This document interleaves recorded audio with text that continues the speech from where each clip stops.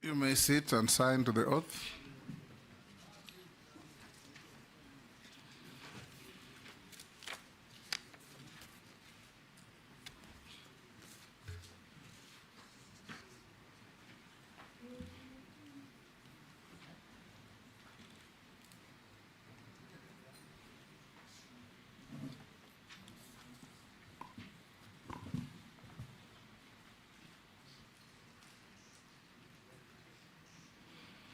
Although you are Speaker Emeritus, for purposes of these proceedings, you will be referred to as nominee.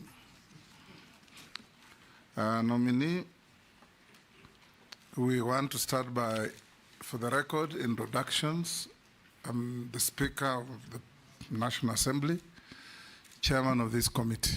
On my right is my deputy, the Deputy Speaker, Gladys Boss.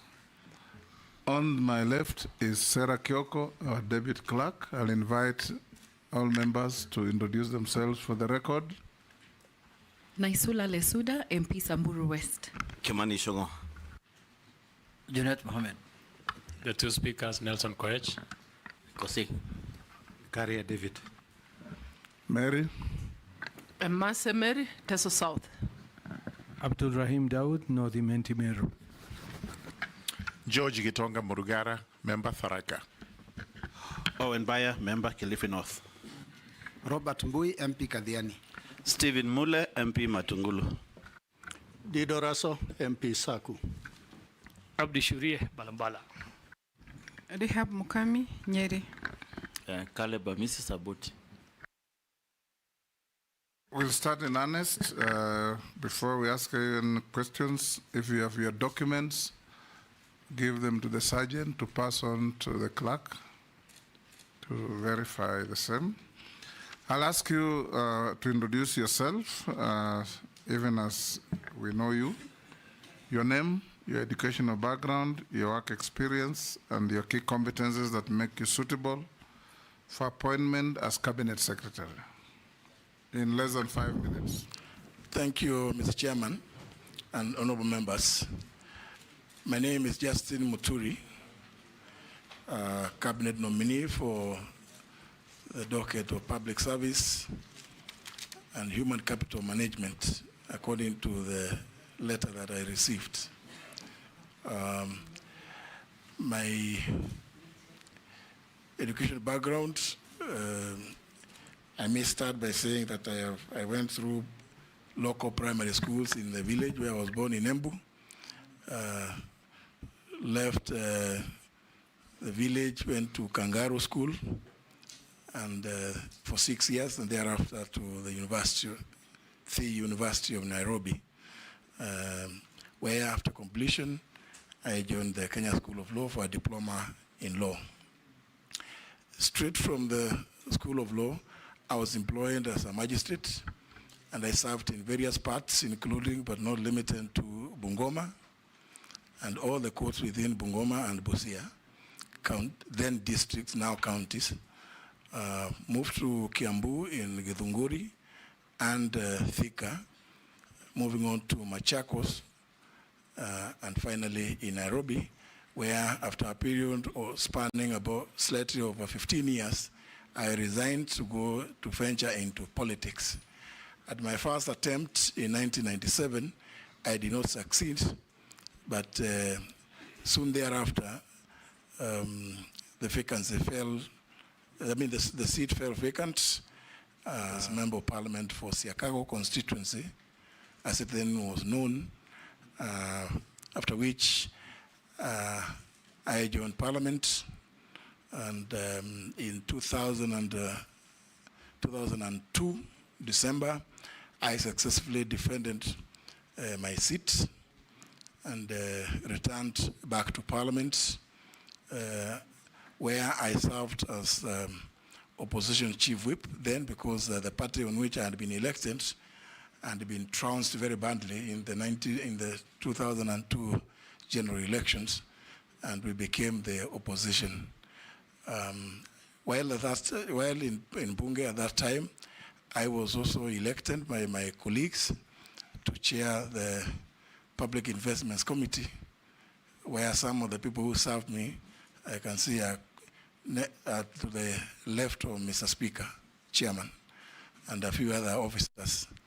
Mr. Chairman, in 2007, I lost the parliamentary seat, and I was out of parliament for 5 years, during which period I was deeply engaged in the constitutional review programs that were there.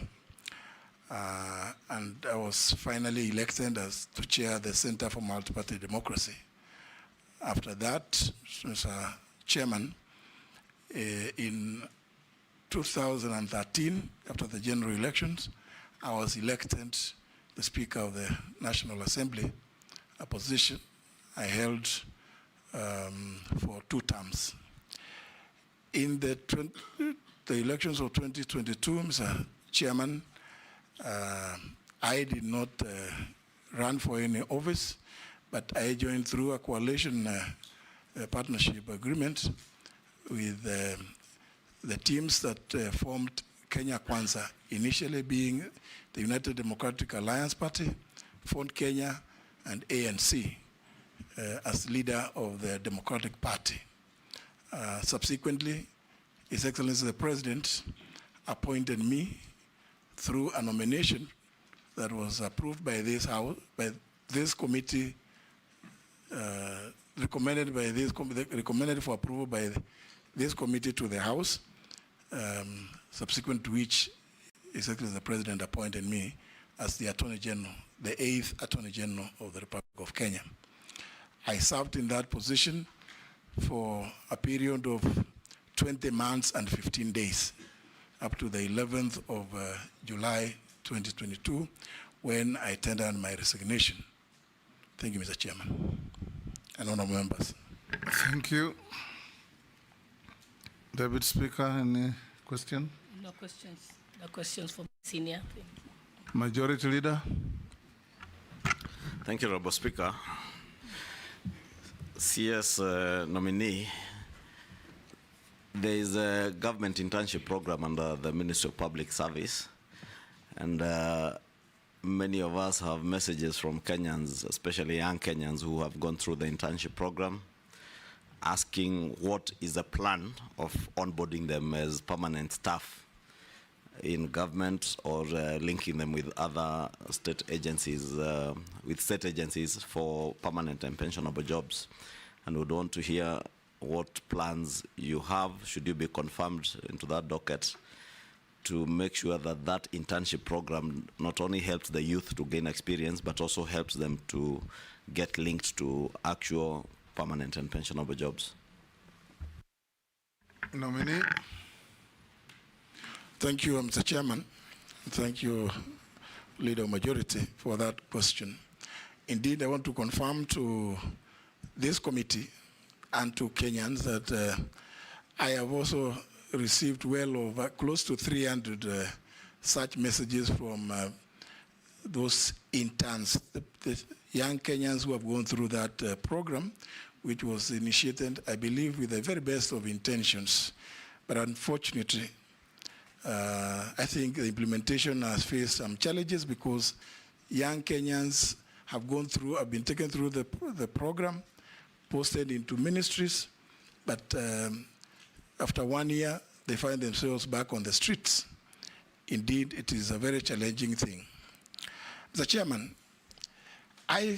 my personal view about this program of internship, before I come to say what I think should be done, is that it should be changed to not just a public service commission internship program.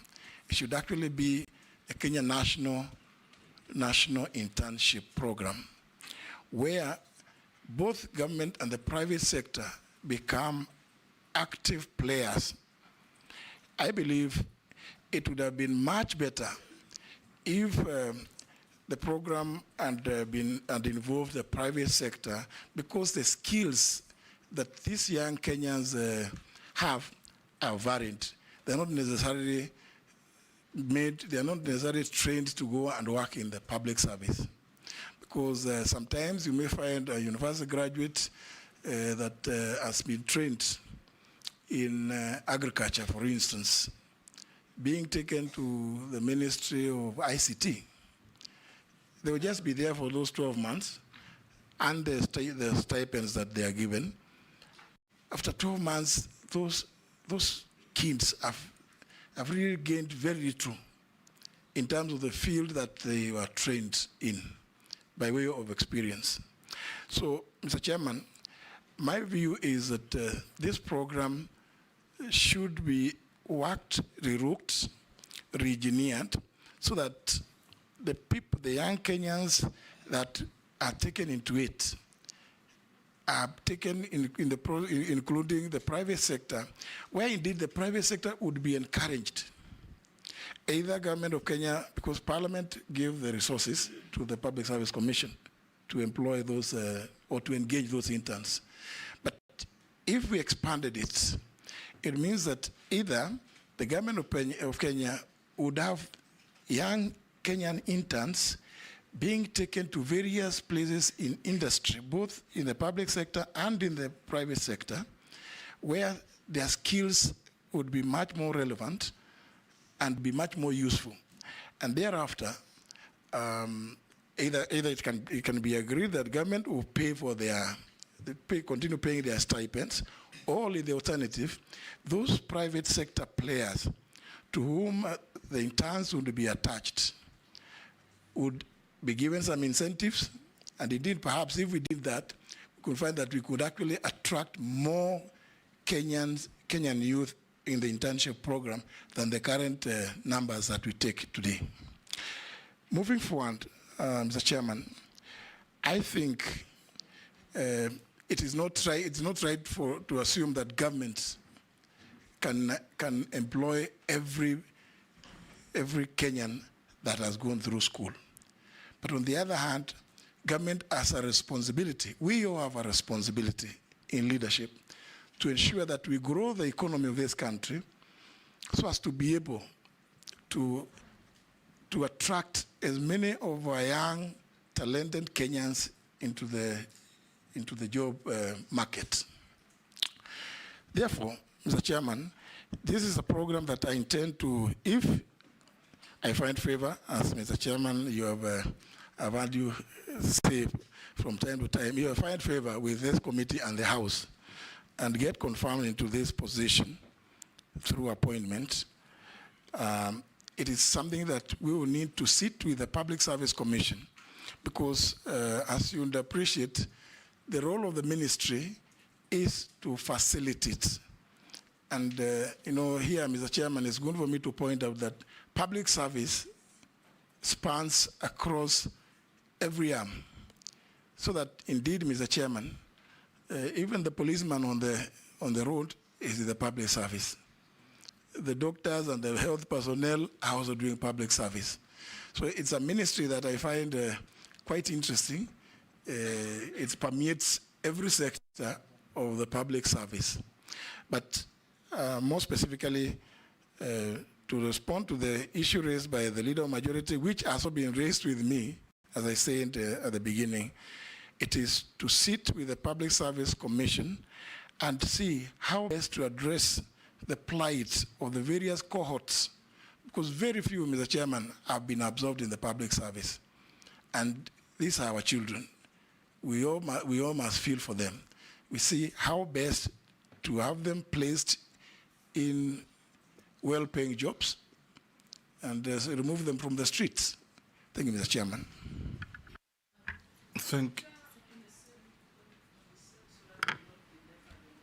Yes, Mary. Thank you, Chairman. Nominee, Kenyans, with respect to the same issue of internship, Kenyans want to know the fact that the outgoing CS did suspend ongoing and any new recruitment. If you are approved, what you're going to do about that? He had proposed a formation of a tripartite committee to look into all those issues.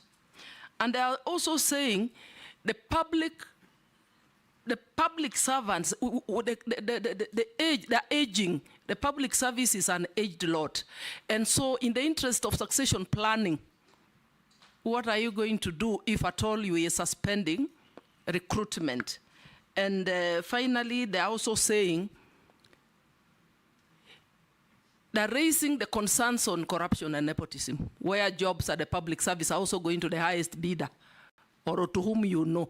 So if you are approved, what are you going to do about it? So kindly speak to those issues and you'll be, so that we do not bring up the issue again. Thank you.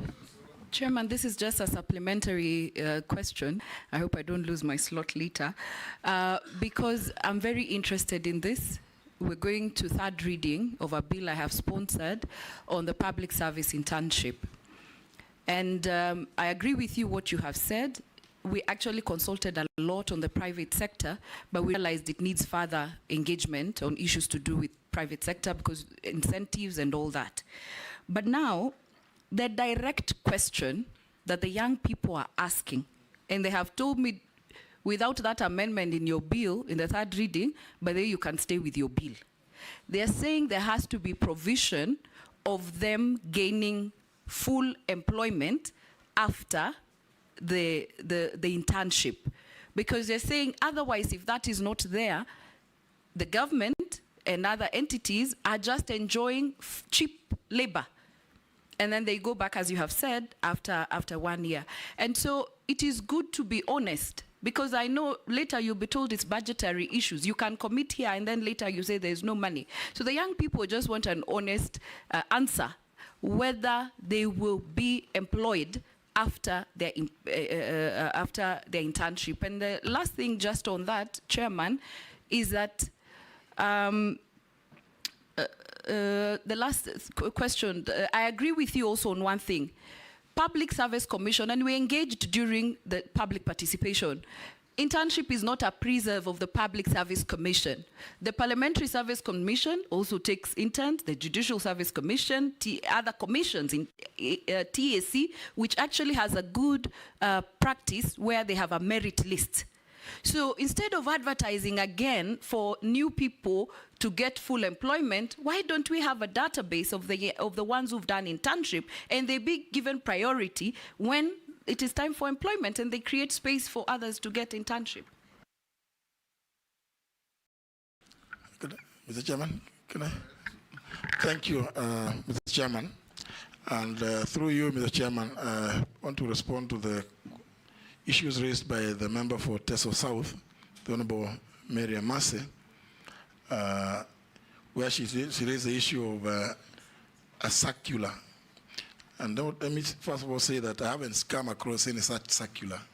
It was a pronouncement which I think has not been secularized. The issue that I'm aware of is that of course, which every one of us is aware, is the issue of the austerity measures being implemented currently, which have necessitated some temporary or sort of a moratorium on recruitment. It is not that it has been stopped. So it is not, I don't think whether it's right for us to say that there's been a circular. There hasn't been any, because I've gone through, it's an issue that I was addressing when I met with the senior staff of the ministry. Mr. Chairman, the issue of aging staff is true, and this also speaks to the question of succession planning. And I think it is right to point to say that something somewhere has gone wrong within the HR department, the human resource area, because it is true, Mr. Chairman, you find I don't know members, you find that some very, very senior people in the public service, the people that deputize, and they are almost exiting the service, but the people deputizing them are so lowly placed. I think that that is a mistake that must be corrected immediately. And it's a matter of us having to engage properly with the Public Service Commission, because people are all over, but some certain things which I believe maybe we will have occasion to discuss later, the issue of training, on-job training, seems to have taken some back seats. And that is where the problem of aging staff, people wanting to remain without people sufficiently well prepared and trained to take over their positions. I think it is a mistake. It needs to be addressed as soon as possible. The Honorable Miriam Massey, through you, Mr. Chairman, did raise the issue of corruption in recruitment. Mr. Chairman, this is, I think, a thorn in all areas of, most of the publics in the entire gamut of public service recruitments, because there's a lot of opaqueness. Positions are advertised. When people are long listed, you see names, then they are shortlisted, then you don't know what the processes that happen thereafter. And connected to this, Mr. Chairman, is if you read the Article 232 of the Constitution on the mandate and functions of the Public Service Commission, among others, is to ensure efficiency and effectiveness in the public service. And the other value and principle is the diversity of Kenya, diversity among regions and communities. It is a value that is embedded in that Article 232. But, Mr. Chairman, you and I will know, sometimes it's very difficult, and we have seen reports that have been published that really show skewed, very skewed situations about how many people, how many civil servants are in which area. And Mr. Chairman, I'm not blowing my trumpet, but I want to tell the country and this committee that while I worked here, we had occasion to, first of all, before making placements, to indicate, first of all, to get to know how many people already are in service and from which counties, so as to ensure that those counties that do not have representation here, even through affirmative action, get the chance to work at this premier institution, national premier institution called Parliament. Mr. Chairman, in addressing this issue, these are some of the practices that I would want to suggest to the Public Service Commission to employ, because every part of Kenya deserves a chance to serve in the public service. Mr. Chairman, I have sympathy with what the Honorable Lesunda, through you, has been told by the young people as she was processing her bill. Mr. Chairman, we must say this without feeling shy about it. It may not be possible for the public service, indeed not just may, it cannot be possible for the public service to employ every Kenyan that goes through the training. But it is the duty of government to ensure that we have policies and programs that make it possible for the economy to absorb those whom we train in our various institutions of higher learning and others.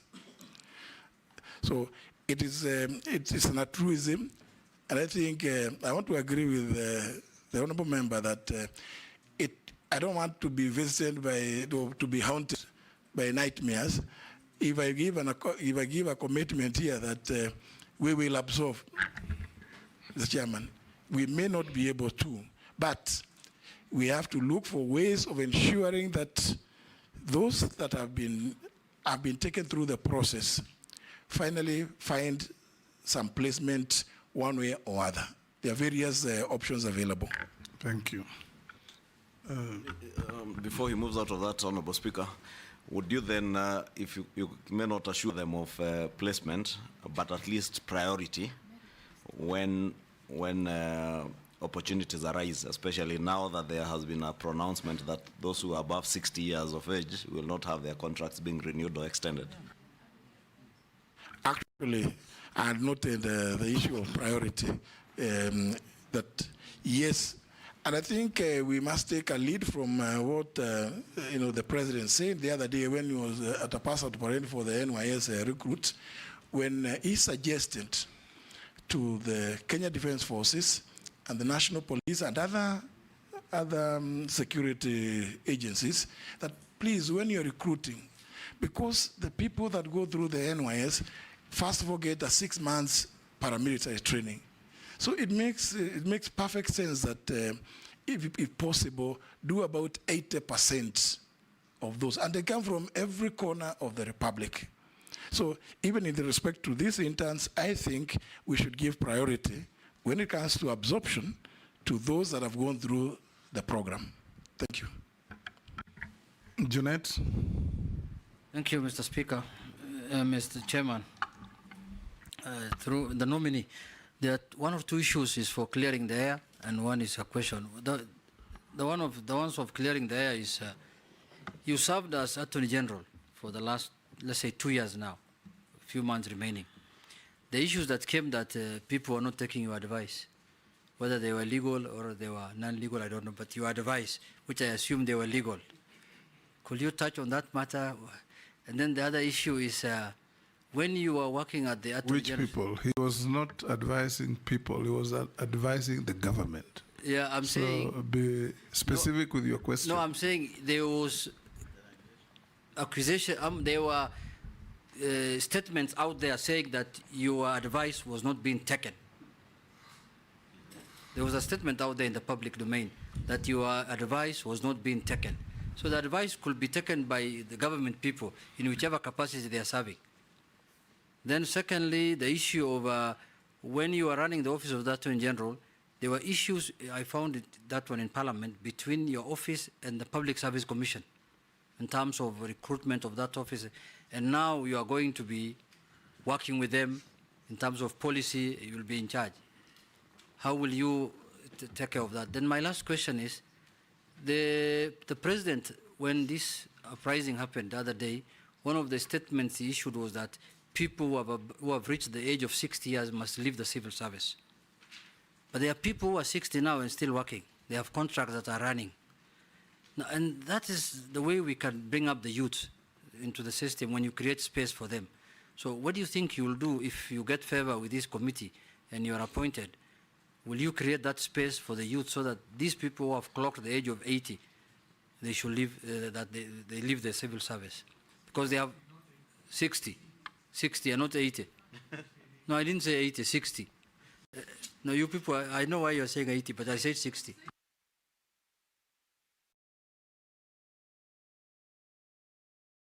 Us, Posing. Thank you, Speaker, and the nominee, Speaker Emeritus. One is, should you get favor, now that the word is popular, should you get favor from committee and approved by Parliament? Please, what practical thing will you do? Will you audit or something like that in terms of community balances, in terms of employment in public service? Because that item, although the Constitution prescribes Honorable Speaker Emeritus, but it's being abused. Nobody follows completely. And therefore, it's very skewed. Employment of government in public service is very skewed. So what will you do, an audit or something like that? And how will we know that actually you did that? Number two is have an overlook or a compound look at the counties' public service, public service. I think, Honorable Chair, if there are people who are, I will say, they are suffering psychologically, are almost the entire employees of counties. Entire counties in this country, 47. Why? Because when a governor leaves, another governor comes, there's a lot of sacking. Everybody's going home. You don't know what's going on.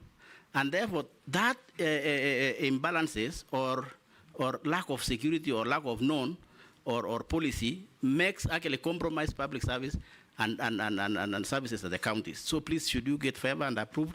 I know you have the demeanor, you have you are a leader of this country. Please make sure that you have an overlook of counties. Counties are suffering. I thank you, Chair. Ikaria. Thank you, Chairman. Disciplinary cases for civil servants. Ordinarily, there is an allegation out there that they take too long for the appeals. If an action has been taken by a ministry, so when they make an appeal comes to the Public Service Commission, then it takes unnecessarily too long. And my second question is about your resignation. When you are invited to make your introduction, I heard you say that you resigned. Yes. Are we expecting another resignation after you're approved? Thank you, Chairman. We can take Amisi. Yeah, thank you, Speaker. Just not the nominee. Thank you, Speaker. I just have one question, Speaker. This National Youth Service that falls under your docket is really dear to me because of the youth aspect and the youth population bulge that most countries are grappling with. Kenya not exempted. And if you look at the history of the National Youth Council, started National Youth Service at the independence. In fact, the late director of Stare was at the center of the foundation of this institution, where Stare is schooled. And the discipline we get at Stare is the same discipline that was supposed to be replicated in those services. And the paramilitary training just came in later. But you know, the essence of it was to make youth participate in the national building. They get skills at a very small stipend, and they build national. But you see, the way we've structured National Youth Service, it's become a privilege for the who is who, that letters are flying around. Leaders, you know, taking letters across the constituency, the most privileged are getting more letters than the others. But it's supposed to be a program that consumes all our youth into a training pool. In fact, it was borrowed to, this is an issue that has faced many countries in history. US, when they had this issue of youth population bulge, they what we call the Peace Corps, where young people were being sent across the world to be, incorporated in different ways of culture, heritage, and they learn a lot. They come back and they build their nation. This is the problem we have with the youth. We do not know how to do with this chunk of young people for the benefit of the country. How are you going to structure NYS in a way that it does not become a privilege rather than an expanded program that takes all the young people across? And don't talk about the budget, because all the problem has always been we don't have enough money. But there's a lot of wastage. That place has become a cash cow. People walk in, do tenders, and they get rich, but the youth are suffering outside there.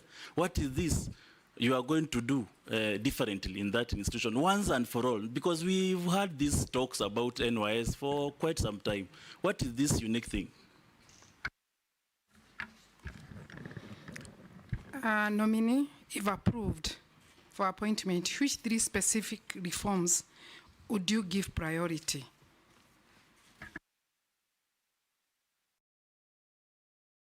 Thank you, Honorable Chairman. Honorable Chairman, I have one question to our nominee, and I'm looking at the constitutional mandates for gender representation. And I just see that women remain underrepresented in public service. Because if you look to most of the sectors in our government, they've been led by men. What specific reforms will you advocate to ensure compliance with these mandates and increase women representation? I think as a country we have some laws, but the problem is implementation, or rather enforcement. I thank you, Honorable Chairman. Can you deal with those? Thank you, Mr. Chairman and honorable members. Well, let me begin with the issues raised by the Honorable Junet, Mr. Chairman. And just say one, I think sometimes our media, and we have to give it to them, are quite innovative. Sometimes how they innovate sometimes can cause you a lot of jitters. If you read the story, if you saw the headline and you read the whole story, you could not relate the two. Because in the middle of the story, inside this, I think on page 2 or page 3 of that newspaper, they went ahead to say that 99.5% of all advisories given by the Office of the Attorney General have been taken and implemented. Perhaps, Mr. Chairman, if it pleases members, I could give an exit report on the performance of the of that office for the 20 months and 15 days that I was in charge. So that story was not correct. That advisories were not being taken, because the office gives advisories in respect to very, very many issues, international law. In fact, the office gives legal advisory opinions even to the county governments, and I cannot even remember which one was never implemented. If there was anything that may have perhaps not been implemented, could have been maybe the things that we advise ministries, because as perhaps the members will know, the Office of the Attorney General is signatory to every cabinet memo that is generated by every ministry. And on occasions, we've had to return very many memos to the various ministries, and I've had to issue a circular to all ministries telling them, because they always insist that the AGs always gives them state council to sit in the ministries. So we asked them, what are those state councils doing? Because they will bring requests which are so raw.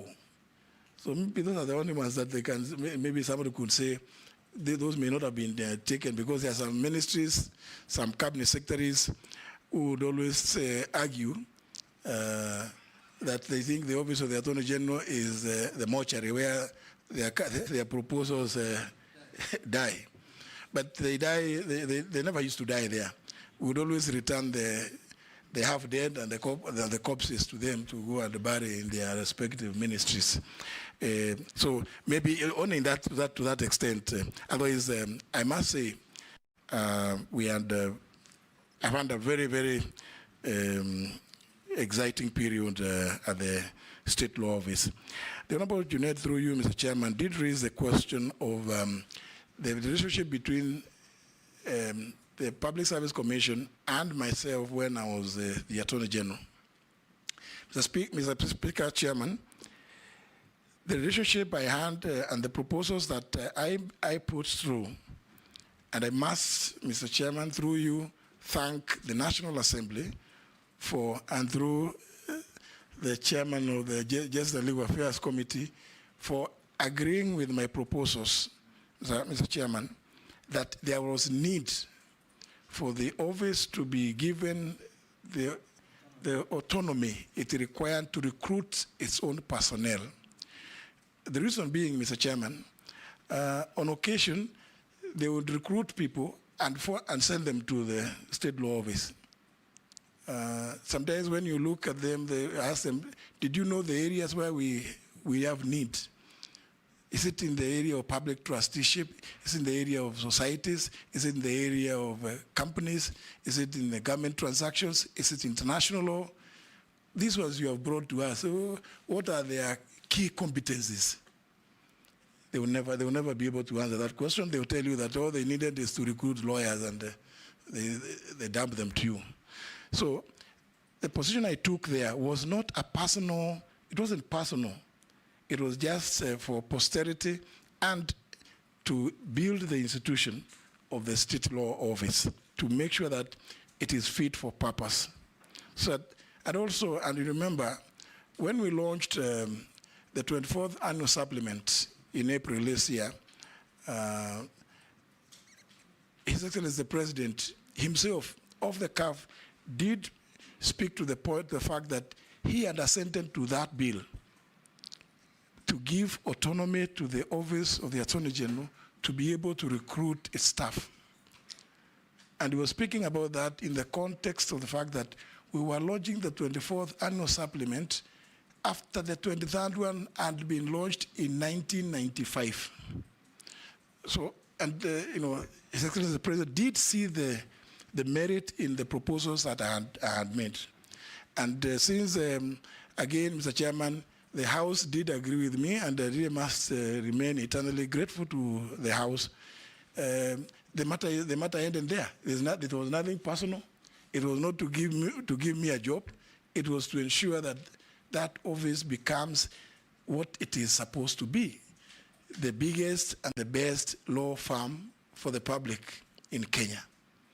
And I hope that, and I'm happy, Mr. Chairman, that I've seen the nominee is a person, again, who began a working career at the state law office and has been the secretary to the advisory board at the ODPP, which is the same thing that you as a house gave me, the advisory board. That's what we were looking for. So I believe that my relationship with the Public Service Commission should not be strained on account of what I did. In fact, if I find favor, again, with you and the House, and I'm confirmed in this position, I would want to continue assisting the state law office to develop, because even then I was actually using officers from the Ministry of Public Service to help us to develop the human resources department of the state law office. So I hope that anybody who may have been, aggrieved by the decision to give that office that capacity should not have any difficulties working with me. In any event, we are conjoined at the hip, and we must work together. And differences of opinion must never make for enmity. The leader majority did raise the issue of, is it the people age 80 or? Yeah. Yes. I have done some quick assessment of that position, and I'm told currently in the mainstream public service, they may be less than 10. But of course, whether they are 10 or 1, if the directive is at 60, you go home and you are an employee, so be it. We just must live by the law. And I think this, I would want to tie this with the question, Mr. Chairman, raised by the Honorable Mishi, the member for Likoni, on this issue of gender. Mr. Chairman, I did allude to what is provided for in Article 232. Among other things in that article is the question of the special place for the youth, women, and people living with disabilities in the recruitment, even as we address the issue of other forms of diversity in our country. I think it has come to a point, Mr. Chairman, when we must now bite the bullet and implement what is in our laws. We can't have a constitution to which we just pay lip service.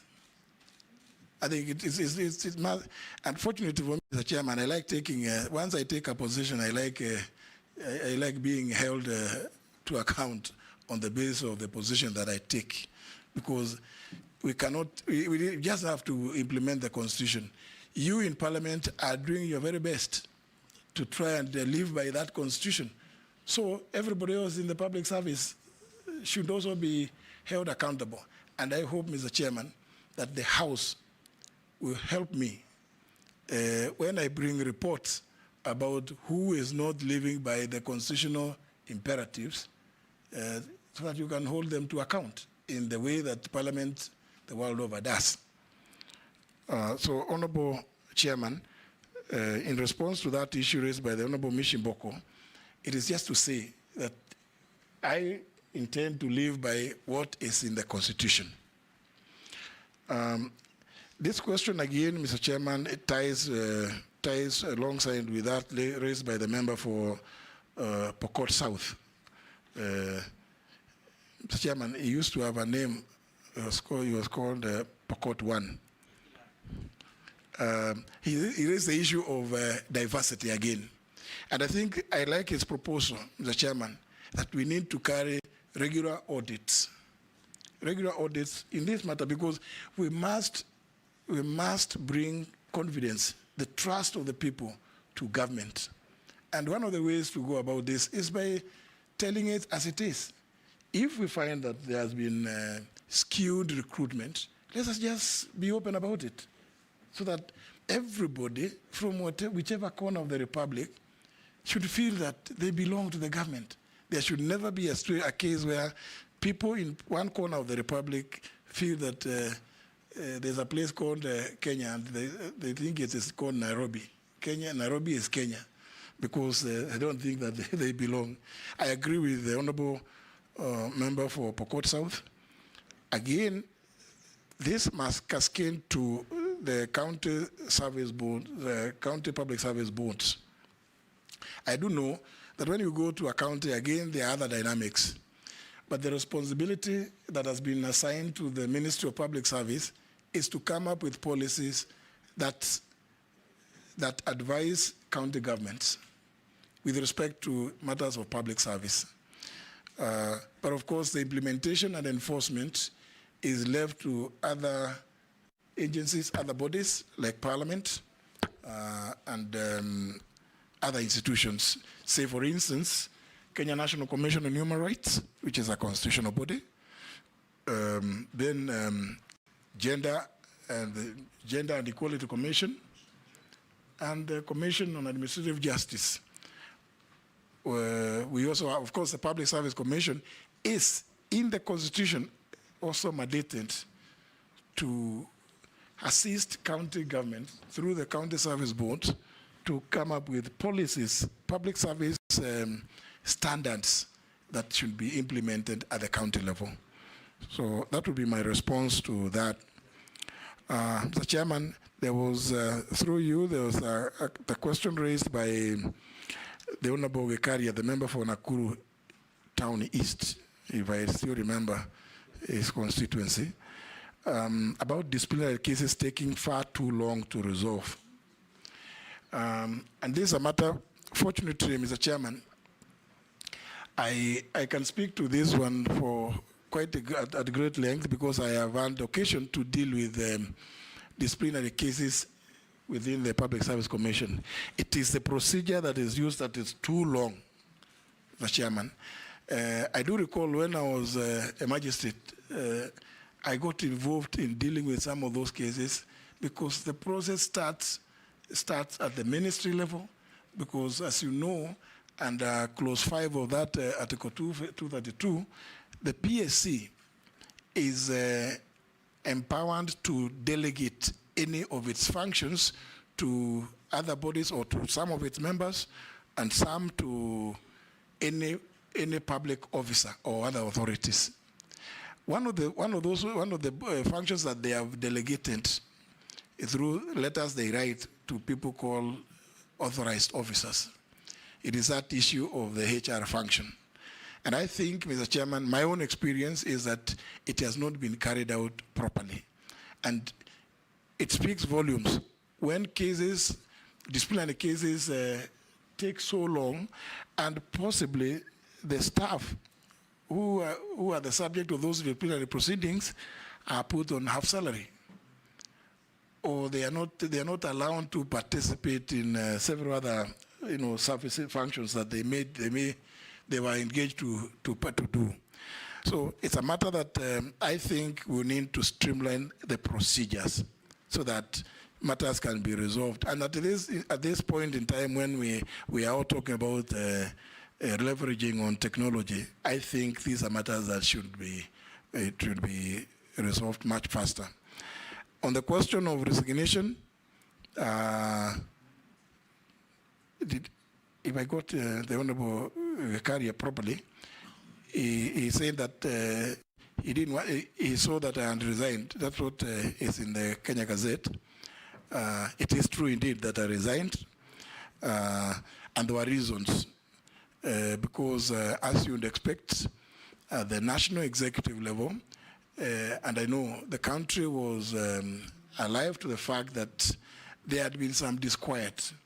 And the only honorable thing at that point in time to do was to take a position through a route that is provided for in law, to allow His Excellency the President opportunity to reorganize his government as he desired. So that allow a situation whereby you tie the president with the fact that you have not certain things have not happened, or this or the other as provided for in law. I took the option of assisting the president to make the decision to do the alignment. Honorable Chairman, there are two other areas. Well, the issue raised by the Honorable Caleb Amisi about the NYS, and he did give examples about the American Peace Corps. I think those are very positive remarks and comments.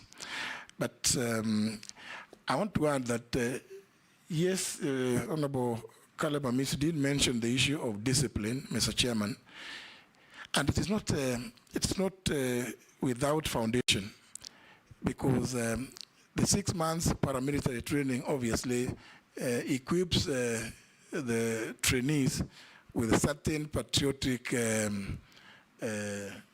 norms that ordinarily will not be found in an environment that is not such as the one we find ourselves in the NYS training camps.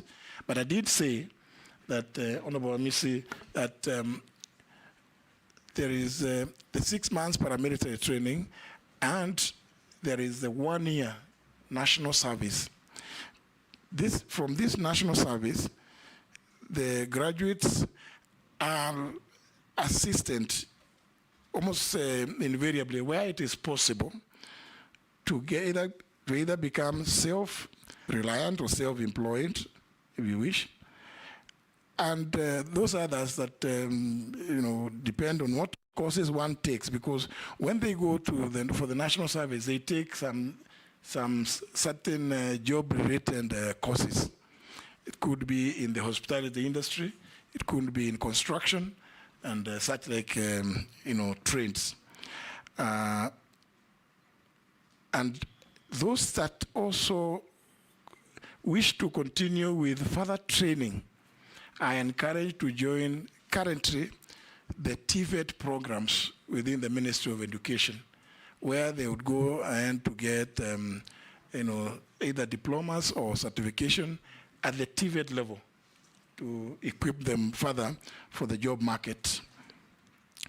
I want to agree with the member that indeed there have been incidences where corruption has been mentioned. I think this is a matter of concern to all of us. We've seen some of them. I don't want to go into some details, some of which I'm sure most members may have seen, as when people start moving around with appointment letters or recruitment letters, it becomes, it is something that speaks to the integrity of a process. And I think it's one of the areas that... Point of order, Mr. Speaker. Just to clarify to the nominee, because I don't think you got my question clearly. I don't need to go to the nitty-gritties of the operations of NYS. It's common knowledge, we know it. My question was that this good program that has undergone a lot of mutations, that's why there is now the paramilitary being introduced. But initially, at some stage, it used to actually be a compulsory stage for those who are even advancing to universities and institutions of higher learning. It was a compulsory stage, meaning the initial perception of this was to incorporate all youth towards a compulsory stage before you advance to the other programs. So how can we expand it so that it stops being a privilege for the few, that letters are now being floated, it becomes gold for you to get an NYS letter? How can you expand that program more or less the way it was? That's the question. Well, that's a governance issue, Madam Deputy Speaker. It just speaks to lack of order, and lack of discipline, because it shouldn't happen that way. But we do know that it has happened, and it does happen. But of course, the corruption that you mentioned about other than this one of recruitment, which can be addressed, because we just have to be everybody to play their part. There are those of us who will be charged, and in this case, Parliament with oversight. And I must say that recently I watched some debate at which the House properly expressed itself with regard to some of these processes that have been happening. And I think that is the route to go, so that everybody knows that even as you undertake certain or any of the processes that you are enjoined to undertake, there are others who are watching, and there are others who will hold you to account for your actions. But with regard to the other corruption that the honourable member mentioned, I want to say that when that problem came up, and I think all of us would recall, starting around 2017, that's when reforms were initiated within the NYS.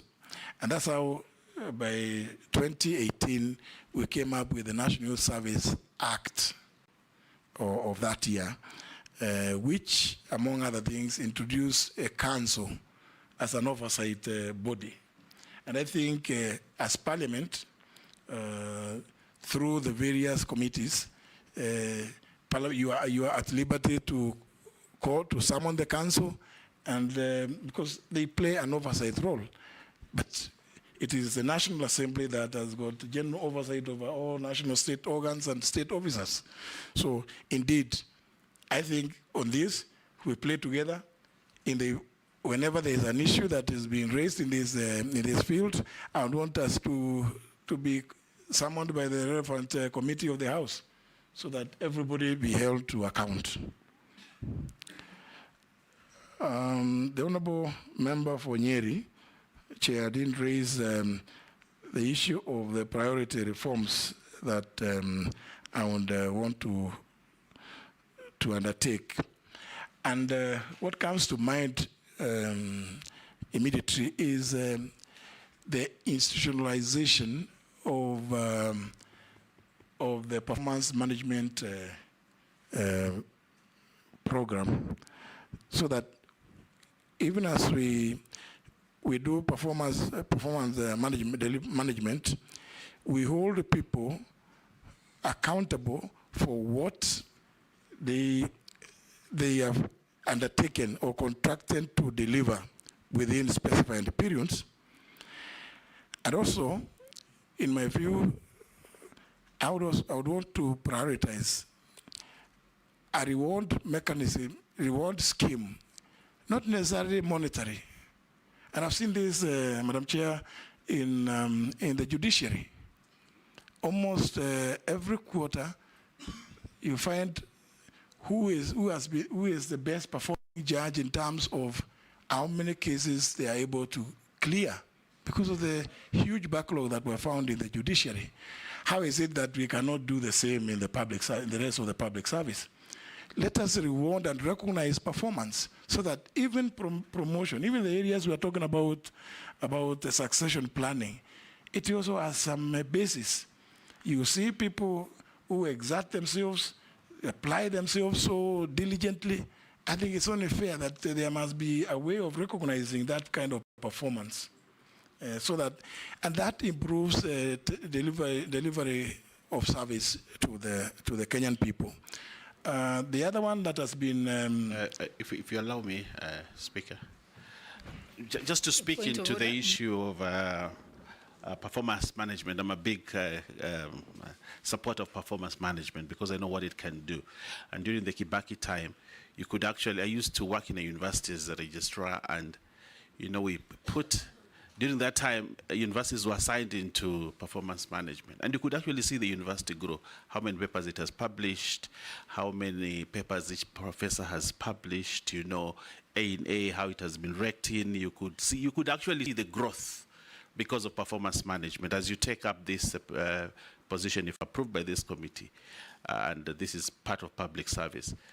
We'll be very happy if we initiated performance management through performance contract or any other form of performance management tool to actually be able to evaluate workers, their output, how much government is putting in and what is the output, so that we can see real growth, and this contributes significantly to GDP. Thank you. Did you finish answering? Did you finish? Just that area of performance management, and I'm happy that the honourable member for Kilifi North has actually just got it, nailed it, because of course the public universities are they're still part of the public service, and we've had some in recent times. We've heard of complaints from students complaining that they start examinations and they have not received their results. You wonder, in that university, there's a lecturer who is involved in delaying those results. There is a head of department, there is a dean, and there is a vice chancellor. Surely, when these kind of complaints come, if we were implementing, if we are properly institutionalized, and I agree with the honourable member that this is something that this is the route to go, but we are paying lip service to it. We are not actualizing what it's supposed to mean, because it is also service delivery. Those students are part of they are children of this country. When you hear students complaining that they start examinations and for 6 months down the road they have not gotten their results, and what, surely those students must have gone to raise those complaints with the lecturers, with the heads of departments, with the deans. I mean, surely it means something somewhere. There is a breakdown in the way we implement these performance contracts. Management and the delivery is not correct. Another area, again, to respond is how we communicate government programs. There has been all manner of communication from all quarters. Sometimes you see some of the communication, if you happen to be awake by midnight, you find there's still communication through some certain medium. And, we just need to institutionalize it and make it work properly.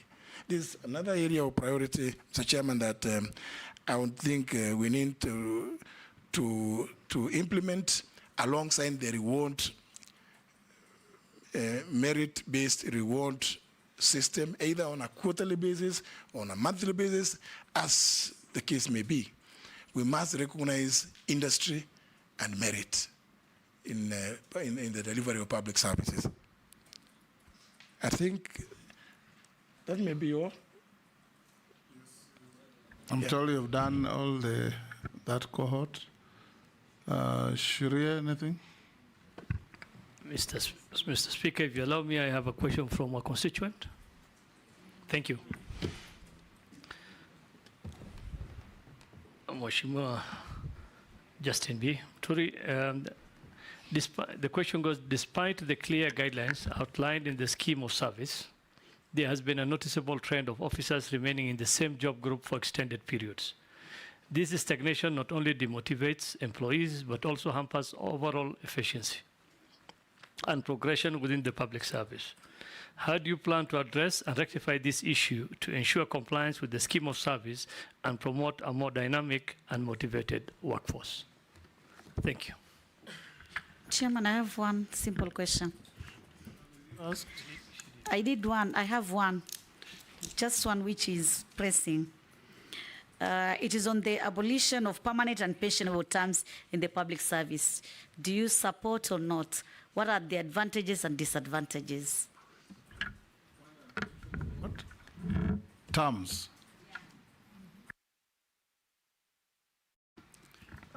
Thank you, Speaker. Mine really is not a question. I just want to comment. Speaker Emeritus, I think you are lucky that you have worked in government, the judiciary, in legislature, now in the executive. You have a good feel of what a government is, what the people are. I think what Honorable Kosin there said, the idea of regional balance, the idea of ethnic groups included in civil service, the idea of merit, I just want to emphasize that. I think as you go around, it is important to look at not just the entry level, even at the middle and the top. You look at the speaker, the deputy speaker, and the clerk. That is the sort of Kenya we want to see. Thank you, Honorable Speaker. Point of order, small one, Speaker. Because you are mentioned, it becomes a point of order. Under your guidance, Speaker. Okay. Under your guidance, and thank you for your indulgence. You know, and I want to encourage the nominee, Honorable Speaker, that he should start from, in his audit which he mentioned. If confirmed. If confirmed. Yes. He should start from National Treasury. Because National Treasury is where the national cake is divided. And if they skewed things there, then the national cake is skewed. Thank you, Chairman. Chairman, I had not asked a Let question. those who have not asked questions. I hadn't asked. That time it was a supplementary, but because I was going to get an opportunity, I just want to add a rider to, because that is what I was going to say on what Honorable Raso has said. To the nominee, if you get an opportunity, please. Kenyans want to feel to be part of Kenya. And the only way is through inclusivity, fairness, and what is just. And it is enshrined in our Constitution. And you have said you will follow the Constitution. Kenyans do not want to see an advert of a senior position which is being filled, and they almost know it is for who, it is even tailor-made for who, and for which community. If a certain person exits public service and he or she is from a certain community, it is almost certain they have to be replaced by someone from the same community. Let us have fairness and encourage merit. That is all I wanted to say. A good comment. Mule, you pass? Just a comment, and to the nominee, Mr. Speaker Muturi. Do you think we, as a government, we have a mechanism to monitor the efficiency, apart from the performance contracting of civil servant, to monitor efficiency and to increase transparency in government departments using electronic systems? Good.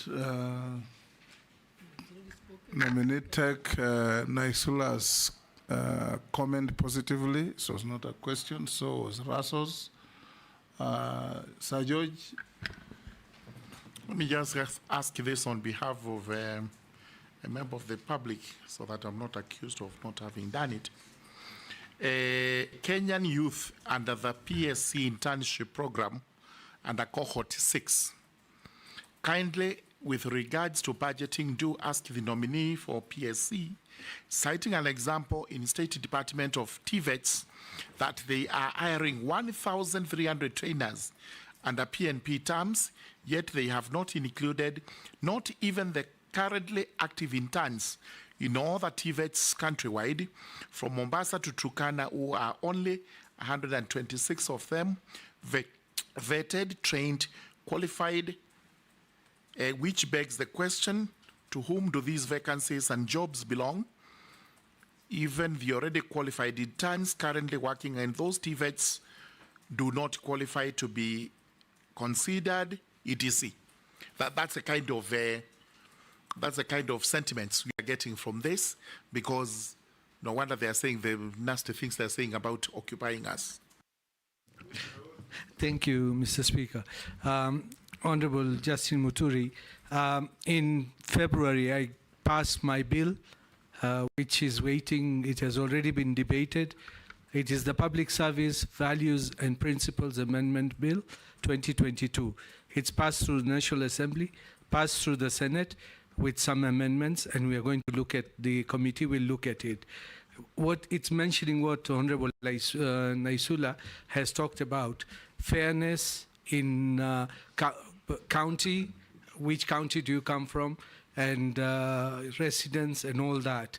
And when I did that, many universities, not just county assemblies, what Honorable Posing is talking, many universities, 70% of the staff are from the from the communities where it is based. But that is just for information for you. For county assemblies and county government workers, we've got, for the national government, public service has got 17 job groups. But for the county governments, there are 21 job groups. So there is, it's not at par. So would you consider to abolish, I don't know if it is possible, to abolish the county public service boards and have it or upgrade them to what is at the national level? Because the salary increments are not there. Under what law do you do that?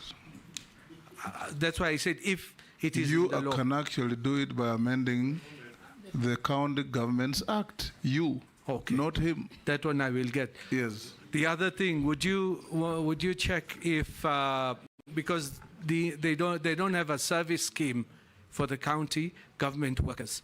Is it possible, or that one even has to be done through Parliament? I don't know. So, Nominee? Mr. Chairman, if I was to respond to the last one by the Honorable Dawood,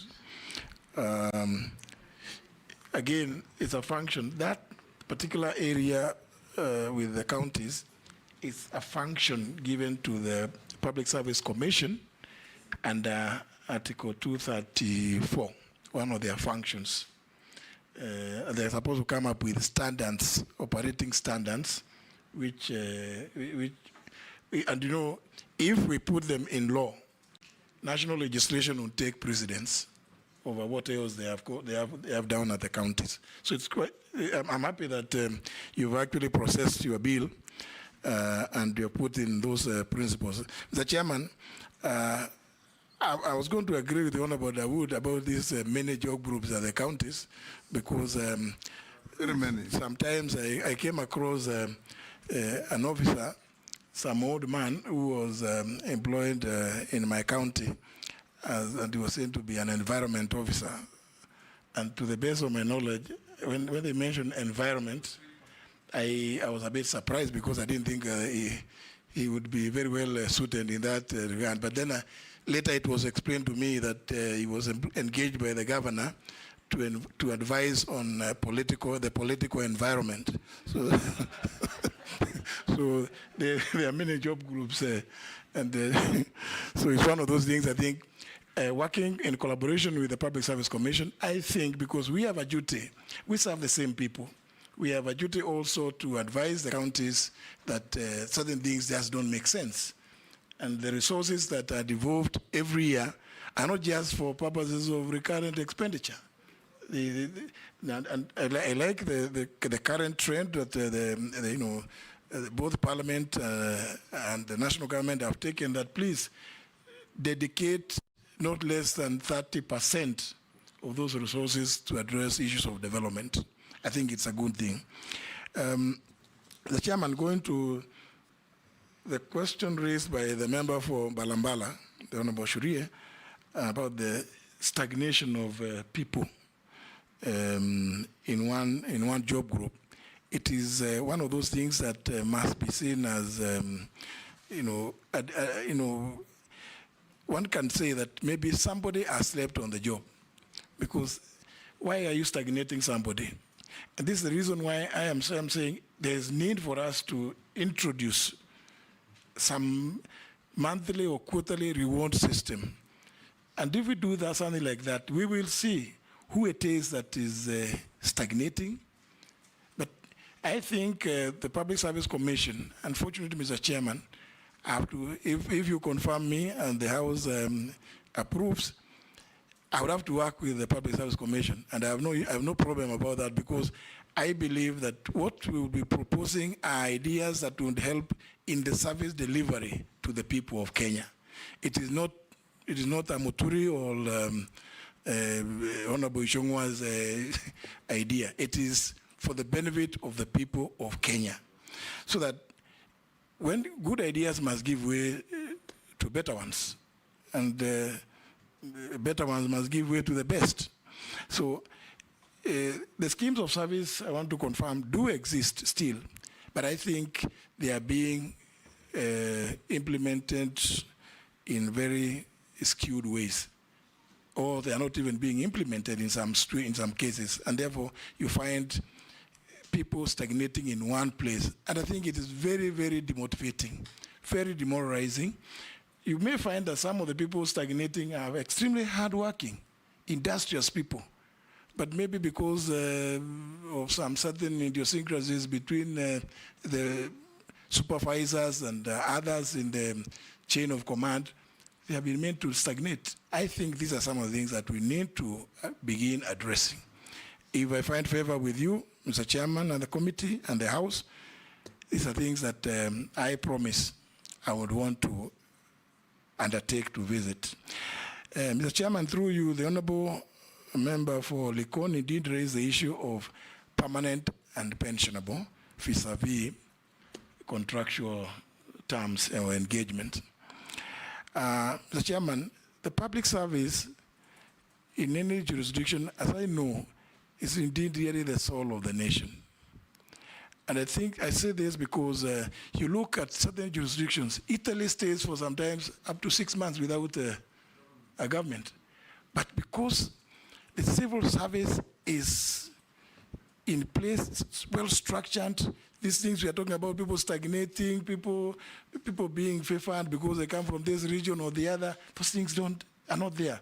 That's why the civil service in a country like Italy, indeed, Mr. Chairman, even Britain, sometimes they change prime ministers 1 month, 2 months. Time they changed 3 in 6 months. Yes, but those countries are held together. Delivery of service is done because there is an efficient and effective mechanism by the public service of those countries. Same can be said about countries like Israel. Therefore, there is merit also in the question in having people on permanent and pensionable basis, while at the same time, there exists merit at certain levels. I mean, Mr. Chairman, I would find it very, very punishing to engage a tea girl on contract terms or sweepers. You would be changing them so many times. I think some of them are clerical officers, but at certain levels, senior levels, there is merit also in having people on contract terms. In any event, members of parliament are at a very high level in society, and they are on contract. They are on 5-year contracts. So why should it not be that at certain levels, we also engage some of those people on contracts? I mean, for me, I think we can have a fused system where we appreciate that at certain level, P&P has its own place. And then at certain other levels, contractual engagement of public servants would have some benefits. That would be my reaction to that issue. Thank you, Honorable Russell, Honorable Kosing, through you, Mr. Chairman. These were comments to encourage, and I take it in my strength. I think, it has been said that we must begin by addressing the National Treasury, and I think the Honorable Member has a point, Mr. Chairman, because we have read stories about what is called budgeted corruption. By the time documents are delivered to the House, so much has been done, so much has been planned for. Sometimes when you try to read through those documents, and we are told maintenance of plant and equipment maintenance, you ask which equipments are these, Sometimes you don't know which is which. And the same would go to how we recruit people also. Mr. Chairman, I want to give this committee some real example where 11 drivers were recruited and posted to the state law office.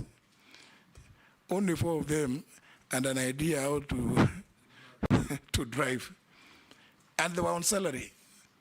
So I said, what, did you make a mistake? I thought this could only do sweeping or some other menial jobs in the office, but no, they are employed as drivers. Mr. Chairman, I have some examples which make me feel very passionate about actually, if the House approves me, want to go to this docket, because there are too many things, too many glaring things that need to be addressed. Well, the Honorable Member for Matungulu did raise the issue of the monitoring mechanism available in the implementation of various programs in the public service, particularly even performance management. This is one area that requires very close attention because, as I said earlier, Mr. Chairman, because Public Service Commission, in excess of the powers given to it in 234 clause 5 to delegate.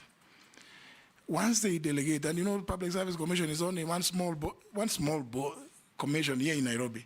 It is not in Turkana, it is not in Embu, it's not in Bungoma, it's not in Narok. It's just here in Nairobi. So once they have delegated, I think the follow-up mechanism on what happens to those people whom they delegate their functions has been lacking. And I think, Mr. Chairman, if, as you said, I find favor with yourselves, I would still want to work with Parliament. If I find favor, I would still want to work with Parliament because I think it is in Parliament where things can move. Some of these things which have failed in the public service, if we work collaboratively, we will be able to give better service to the people of this republic. Sorry, the last one, Mr. Chairman, is from the indomitable member for Tharaka, the Honorable Gigi Murugara, about this cohort, the cohort 6. There's a much that I would want to add to save what I said when the leader of majority raised this issue, and we have had some quite big conversation, because it can only be looked at holistically. What I can promise is I would want to engage with the Public Service Commission on this issue, because we must find some solution to what we do with these children. They are young men and women of this country, full of energy, full of ideas, well-trained, but we have given them some little hope that, well, and that's the expectation of every Kenyan. You take them as interns, and Mr. Chairman, you and I and several other members I can see here would actually agree with me when I say that this program needs to be rethought. You need to think about it afresh. Because, Mr. Chairman, young lawyers, when they leave the law school and they go for internship, they don't just go to the judiciary or come to Parliament or come to the state law office alone. They go to firms of senior lawyers and even in the private sector. They do their internships there. But you know, this one, the way we crafted it, the way we coined it, we just put it for the public service. And that's the reason I believe why it is giving us this problem. And forever, we must continue thinking about how best to address this challenge of these interns. Never forgetting, Mr. Chairman, that the proposal this year was that I think we take about 20,000. I don't know if we go that route without, first of all, re-engineering this program, we are just going to create more anger in many more Kenyans.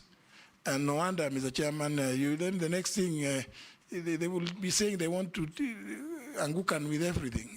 There's something that's talking about Anguka. They could easily say Anguka nayo. This time they will Anguka na wewe.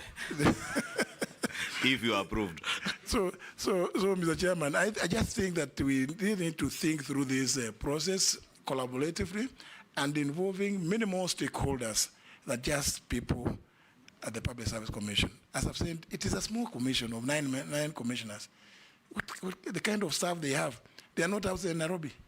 So surely, I think they don't even have they have not had the capacity to go around the country to see what other areas of our economy we could think of people interning in. Thank you, Mr. Chairman. Everybody has had a go. You have not asked my question. You did. It was just a supplementary. It's a question nonetheless. Supplementary on intervention. Just one, it's a comment. Actually, it's not a question from the public.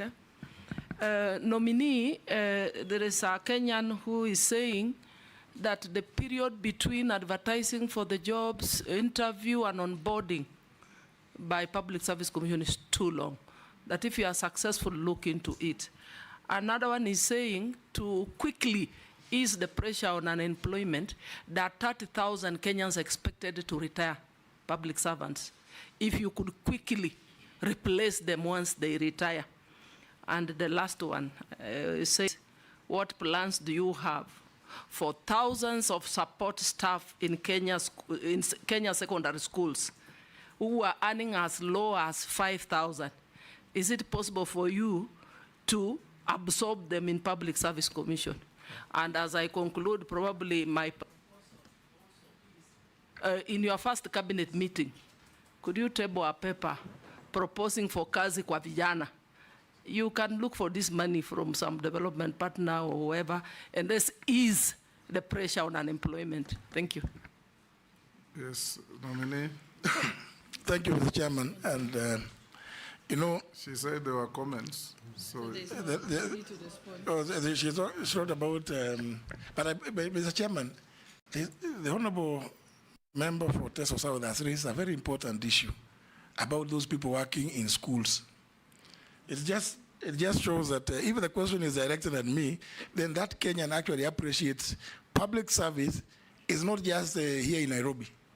So if I find favor again, Mr. Chairman, then the Kenyans know that they will find me even in those schools, because those head teachers, those they called principals, are your agents? They are my agents, because they are also employing Kenyans in public. In public. So, and of course, Mr. Chairman, as I write down on this, if you walk through into any government office, including police stations, you find very well written service charters, but you know they are just there in on the wall. You'll go, you find somebody even in hospitals, public hospitals, very nice service charters, vision, mission. It's just like as you drive past Nyayo House. This is a corruption-free zone. I said, oh, this signboard is misplaced. Even at your house. And then others, you see, no smoking zone. Then you have to find the people who are there. So I think, Mr. Chairman, public service cuts across so many sectors, and I'm happy the member for Teso South has raised this issue about people working in schools. Indeed, all those people are managers. They are people who are supposed to help us, because even when they mess in those schools, it is the government, and usually it is the national government that takes the flak.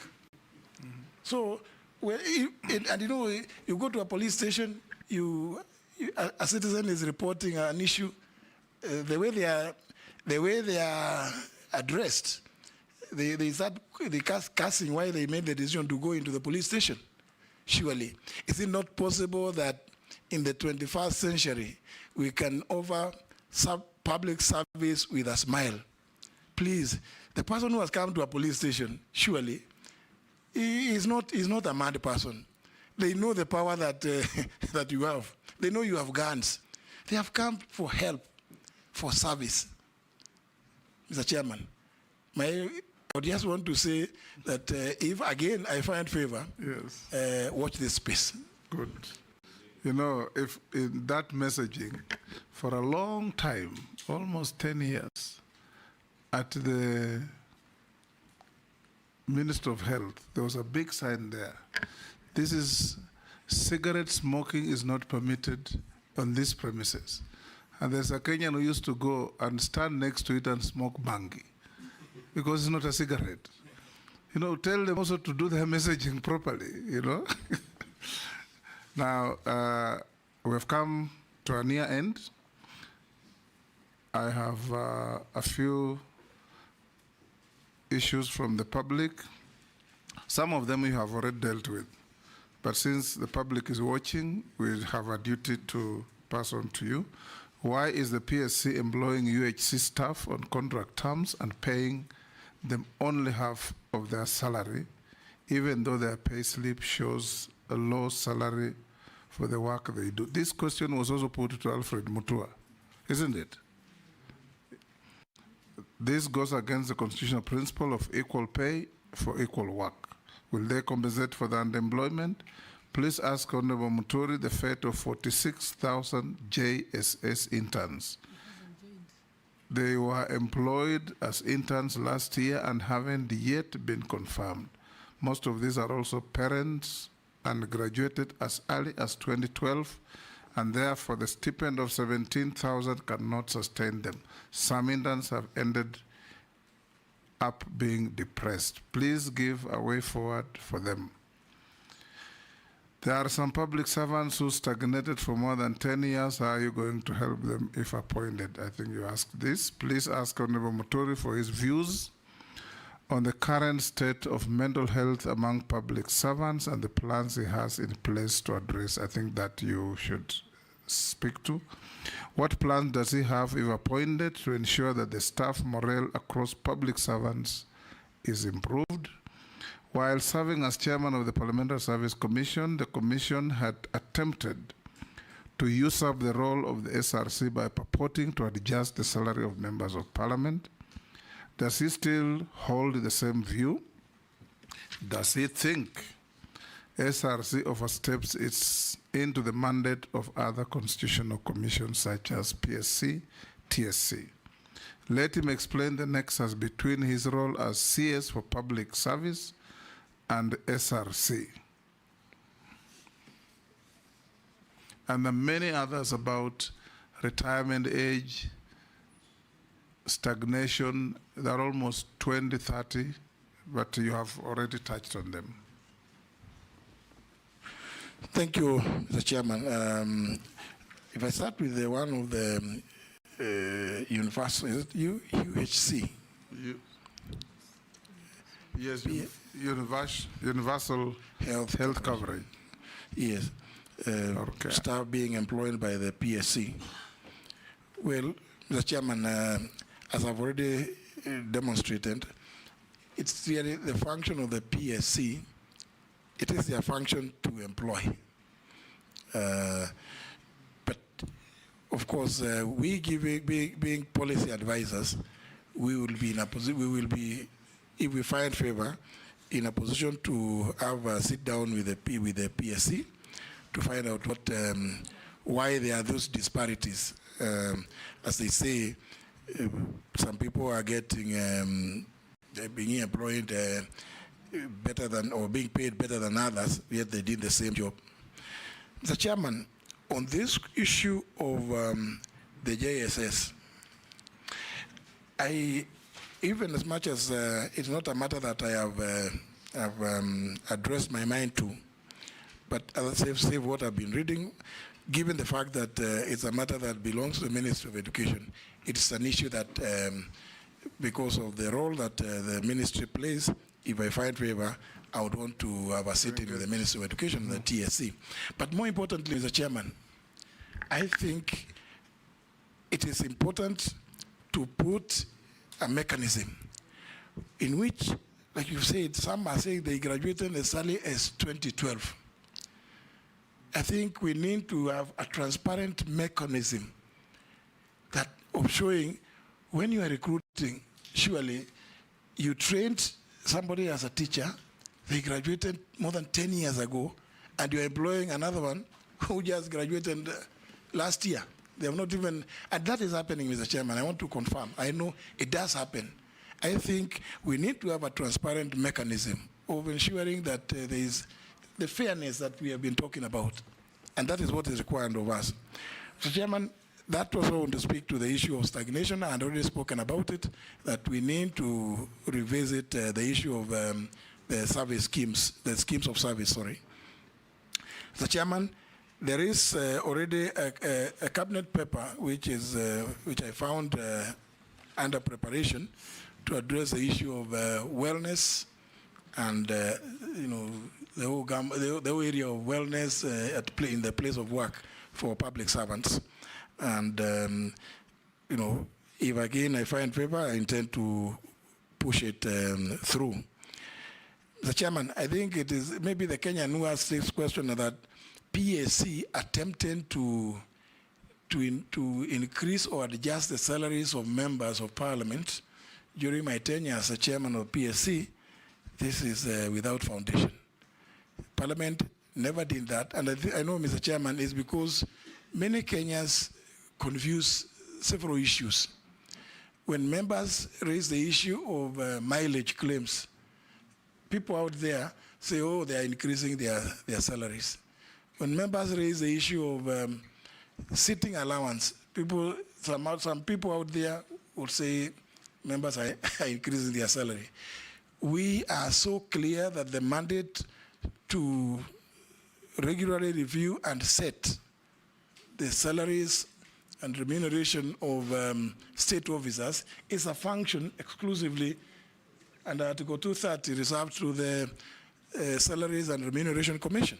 So it's not possible that we ever did anything like that. I'm sure maybe that is a bit of misinformation. The same would apply the issue about the CS for Public Service Commission vis-a-vis the SRC. We know the clear, delineation between what the SRC is supposed to do with regard to advising on the salaries and remuneration of people serving in the public service who are not state officers. So again, there can be no area of overlap or confusion between the CS for Public Service and the SRC. Mr. Chairman, thank you. The very last, the issue of civil servants with fake documents or fake certificates. If you find favor, what are you planning to do to eradicate fraud in public employment?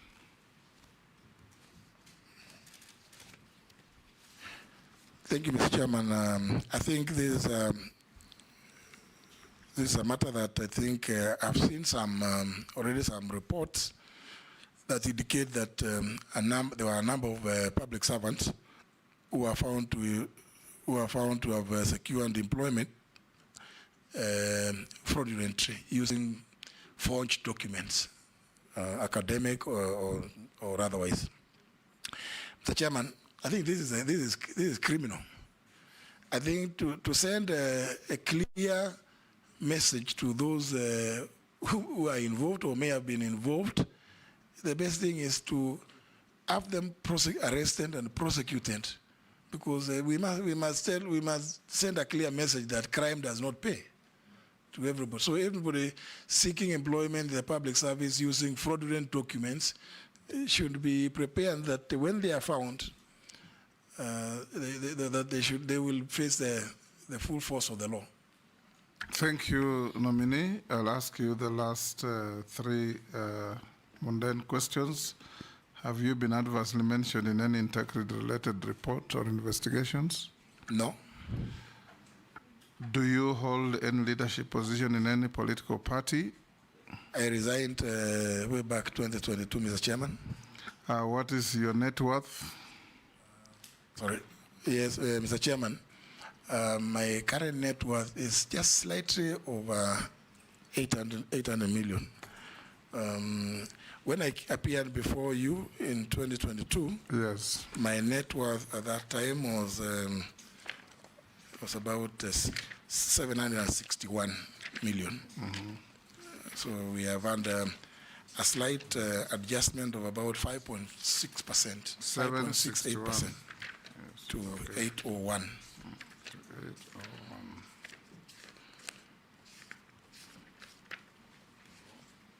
That is 761 to 801. To 801. Yeah. Yeah. Speaker. Yes. Yes. Mr. Speaker, you know, 761 to 801 is a growth of 40 million. Yes. I have seen Senior Counsel Aben Nasir, who is a lawyer like yourself, ask that for all these years, you are only able to have a net worth of 761, then in less than 2 years, 40 million. What would you say to Aben Nasir? Because I know the answer myself, but maybe you can say something to him as a lawyer. No, because I haven't been practicing, I cannot even answer it in that regard. But of course, we began in very, very junior levels on the public service. Do you know how much you were earning? 2,400. Yes. You remember? Yes. That was our take home. Yes. We were appointed on the same day We were as appointed on the magistrates. same day with the chairman and Yes. as magistrates, and you know, that's what we used to take home.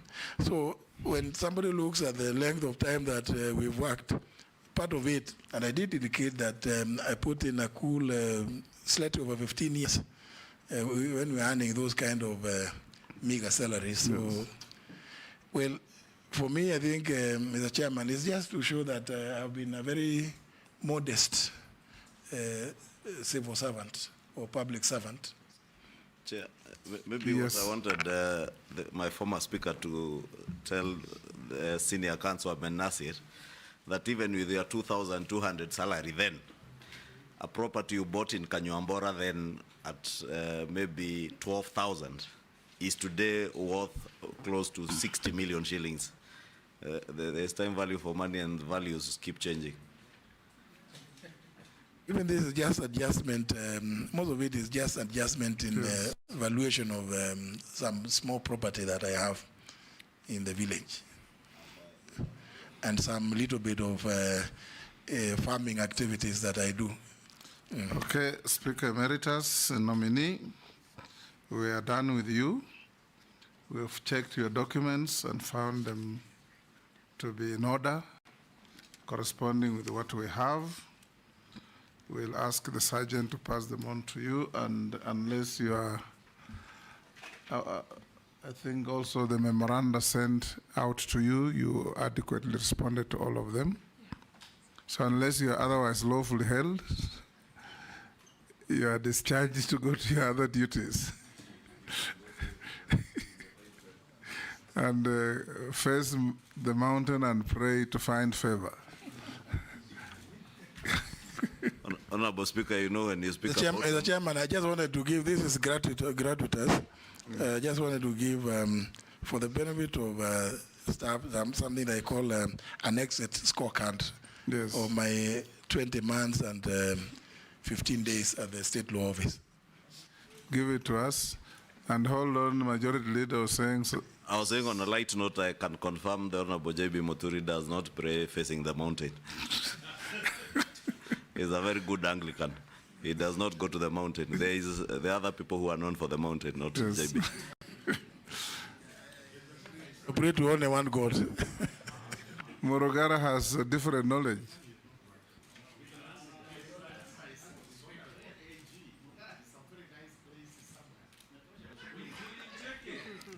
Your private life is not in audit, you may leave.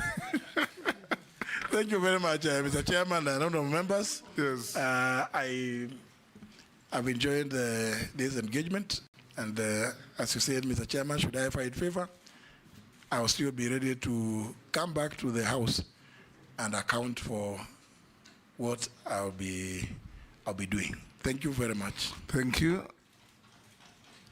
Good night. Members,